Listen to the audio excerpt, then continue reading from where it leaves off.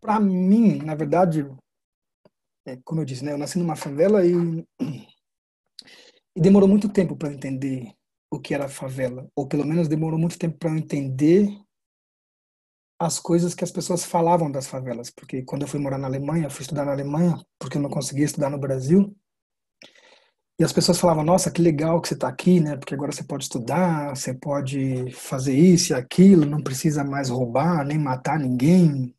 E ficava assim: nem matar, nem roubar ninguém". Porque eu não... E aí eu comecei a perceber que era o que se pensava de uma favela, que tinham muitas pessoas que faziam isso e não sabiam ler nem escrever. E eu morei numa favela muito legal. Havia muitas coisas, havia muitas dificuldades, havia muitos problemas, havia muitos assassinatos, mas haviam também pessoas que se preocupavam com a gente. Assim, eu lembro que os meus professores não queriam saber, não estavam preocupados com a minha letra no primeiro momento, estavam preocupados se eu tinha dormido bem, se eu tinha comido bem, se como é que estava a minha família. E alguns professores da Associação Comunitária Monte Azul iam na minha casa e eu ficava morrendo de medo, porque eu achava que eles iam falar da bagunça que eu tinha feito e aí eu ia apanhar e não sei o quê. Mas nada, eles só queriam saber se eu estava dormindo bem, se eu estava comendo bem. Eu falava: "Nossa, que legal".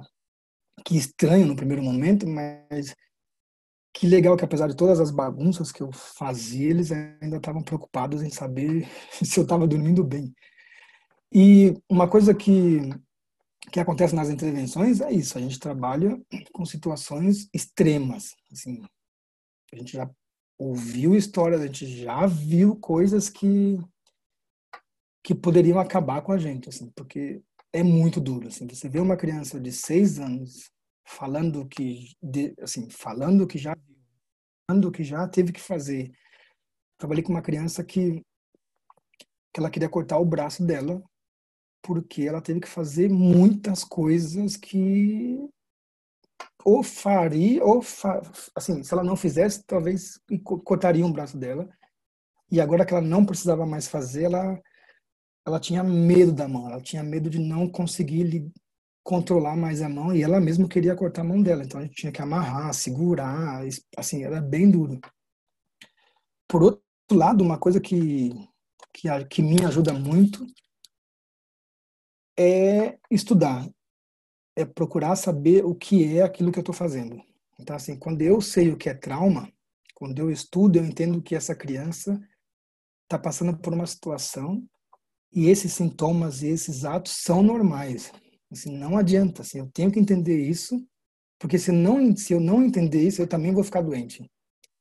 Porque essas passam tão é tão difícil que se eu não me cuidar, a dor que ela está sentindo vai passar para mim. E aí eu não vou aguentar, porque eu não passei aquilo que ela passou.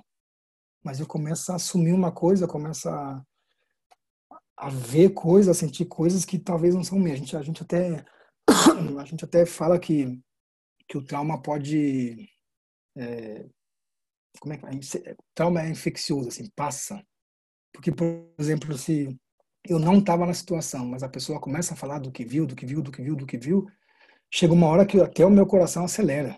Porque eu falo: "Meu Deus, assim, por que que é isso?". Porque, assim, mas a gente não. Eu, por exemplo, estudo bastante e, assim, estou sendo bem honesto, já voltei, assim, de países onde eu tive que ficar 2 semanas em casa sem sair.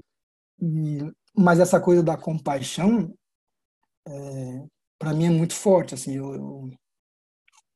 eu vejo uma criança, aí eu vejo o pai dessa criança, aí eu vejo o irmãozinho dessa criança, e eu entendo que se essa criança ficar bem, o pai dela também vai ficar bem.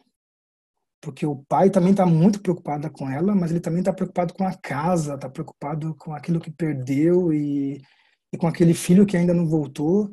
E quando essa criança tem lá 4 horas por dia num lugar onde o pai não precisa se preocupar com ela nesse primeiro momento, e quando ela volta e dorme e não tem mais pesadelos, eu entendo que é um processo assim. Eu trabalho com uma criança e essa criança leva um pouquinho daquela paz para casa, para a barraca, e é quando os pais chegam. Os pais querem saber: "O que que você está fazendo com meu filho? Porque ele só gritava, ele só batia, e agora ele está cantando, tem alguma coisa errada". E a gente pergunta, você não quer ficar com a gente aqui um pouquinho? E aí ele fala, eu posso? Aí ele começa a pintar. Aí fala assim, não, mas eu também queria cantar. Aí ele vai e canta. E aí a gente começa a fazer um trabalho com os pais. Então, pra gente, para mim é bem importante quando eu vejo que